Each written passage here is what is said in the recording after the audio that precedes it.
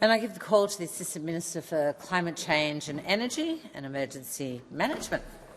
Deputy Speaker, congratulations on your return to that role. It's good to be back in the first week of a new parliament, and we do come to a new parliament with hope on behalf of the Australian community that all of us will return here with a commitment to working with a sense of shared purpose, and there's no more important area for us to apply that shared purpose than the protection of our environment and action on climate change. I waited for 10 minutes to hear a commitment from the Shadow Minister to reforming Australia's National Environmental Protection Framework.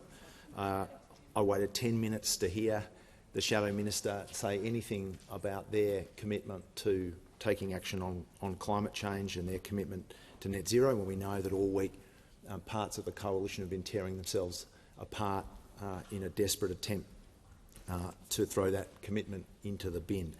But we got 10 minutes of nothing. I mean, I was glad to hear that the Shadow Minister for the Environment is concerned about the algal bloom in South Australia. That's a concern that is entirely shared by the Australian Government. That's why the Minister for Environment went there as a priority. That's why we've already committed $14 million that's matched by the South Australian Government. It follows the $25 million that we invested in the previous term in science that is specifically dedicated to the restoration of environmental condition in the Great Southern Reef, the $5.5 million that we committed through the National Environmental Science Program. We know that that algal bloom is influenced by climate change. We are a government that takes climate change seriously. We are a government that increased Australia's emission reduction commitment by more than 50% the very instant we were elected in 2022. We legislated net zero by 2050 as one of the first things we did in the new parliament in 2022. The coalition are on the verge of abandoning their grudging commitment to net zero as we speak. They are going up into the Sky Studios and tearing each other apart as they try to find ways to abandon climate change action and return to their natural condition, which is climate denialism. Nothing would be more dangerous for Australia than for that to occur. Deputy Speaker, it is a core responsibility of the Australian Government to protect and conserve Australia's unbelievably precious environmental condition and biodiversity. We are, all of us, and especially everyone in this place, the stewards of a remarkably diverse continent nation with one of the largest ocean domains of all countries, a landscape and seascape that's home to ecosystems and species that are present nowhere else on planet Earth. And the responsibility to protect our environment is an obligation to the proper care and good stewardship of country and the biodiversity that it sustains for its own sake, on its own terms.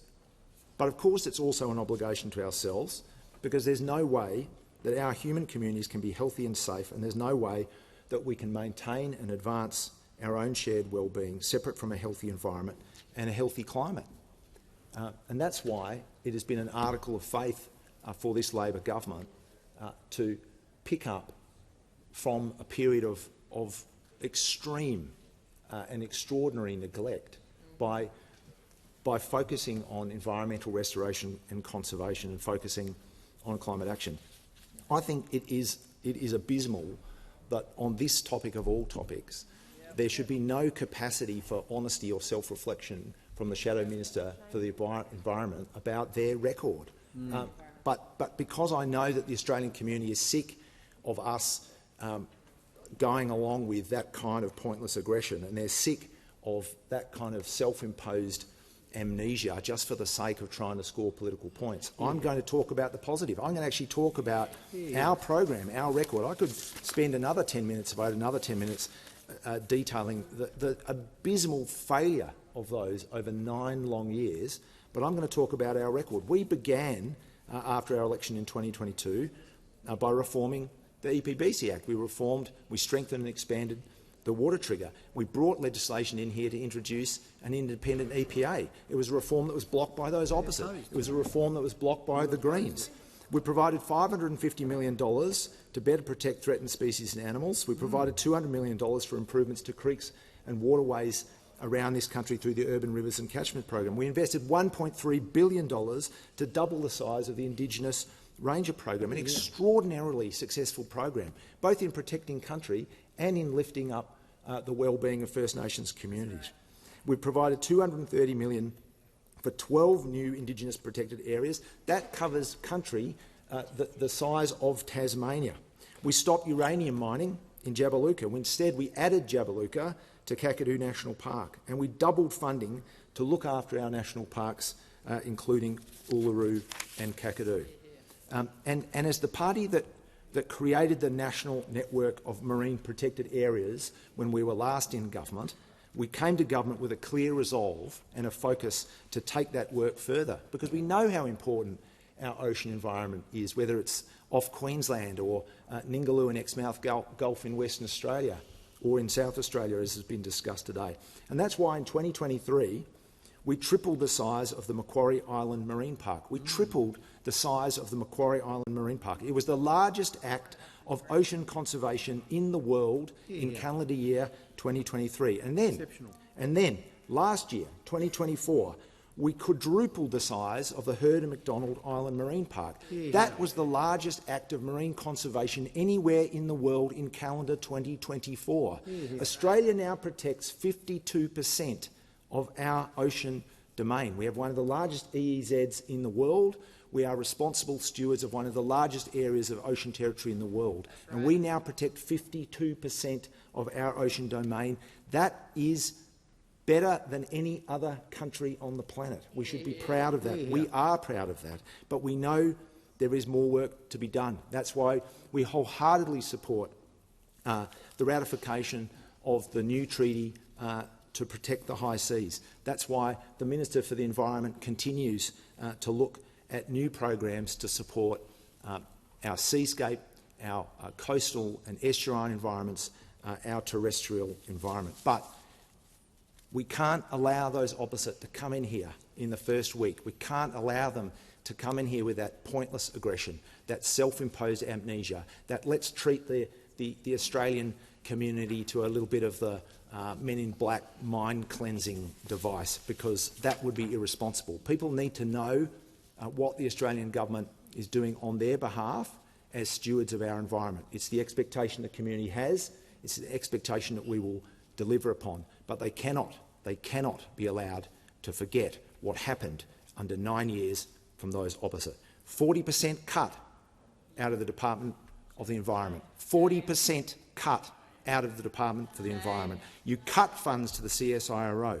You presided over an approval and compliance process that resulted in nearly 80% of all approved activities failing to meet the conditions of their approval. You ran a threatened species strategy with 20 target mammal species where the trajectory of 12 of those species declined. 12 of those species declined. For the 8 species where there was an improvement in the trajectory, 4 of them had an improvement in the trajectory only to the extent that they declined less quickly. 16 of your targeted species actually declined in population under the strategy that you didn't properly apply and you didn't properly resource. You utterly ignored the Graham Samuel review, which you commissioned. You asked Graham Samuel to tell you what needed to happen with our National Environmental Protection Framework, and he told you. He said, it's failing. It is presiding over a trajectory of decline. You need to fix it. You need to introduce proper compliance and controls. You need to improve the standards. What did you do? Nothing. Zero. Nothing. You did nothing for 9 years. You hid. That's rubbish, Ange. You never introduced anything, and you know that. I am raising a point of order myself. Thank you very much, the member for Goldstein. To the Minister, I ask that you pass your comments through me in the chair. To the Shadow Minister, no more of that. Deputy Speaker, what the member for Moncrieff said is untrue. They never introduced any legislation to deliver reforms of the EPBC Act. They never introduced that legislation. For the Shadow Minister for the Environment to suggest that they did and that we blocked it is not just collective amnesia. It's not just the Men in Black mind-cleansing device. It is an untruth. They didn't do anything when Graham Samuel gave them the blueprint to reform our failed National Environmental Protection Framework. We will not make that mistake. We will not neglect our obligation to the Australian people. We will not fail to be the proper stewards of Australia's remarkable environmental condition and biodiversity. We will do the job you never had the courage or strength or resolve to do as a priority of the work of the Albanese Labor government.